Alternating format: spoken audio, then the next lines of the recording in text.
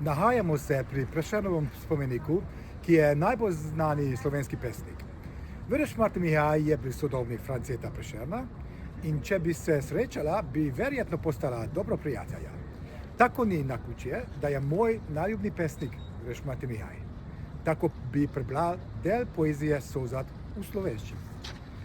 Razen v tem velikem svetu ni prostora zate, usoda naj blagoslovi ali prizadene, tu moraš živeti, tu moraš umreti. Če govorimo o mađarski glasbi, potem je jasno, da je moj najljubši skladatelj Ferenc Liszt, po katerem je poimenovan tudi naš inštitut. Liszt svojo glasbo in svojim življenjem uteleža tisto evropskost in evropsko kulturo, na katero smo lahko ponosni vsi Evropejci.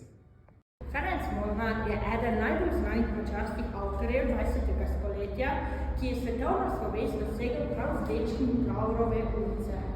Žive in živahne dogodivščine dečkov iz Budimpešte pripovedujejo o odraščanju, o otroštvu, pogumno in žrtvovanju za skupno dobro in ko se še kako aktualno v tem času.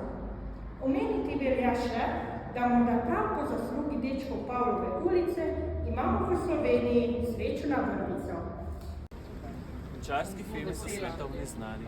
Eden izmed mojih najljubših mačarskih filmov je Aurora Borealis, Severni sij, od odlične mačarske režiserke Marte Mészáros. Obožujem naravo, zgodovino, zato ta film mi je zelo všeč. Priporočam ogled filma. Podelite z nami, kaj vas povezuje z mačarsko kulturo.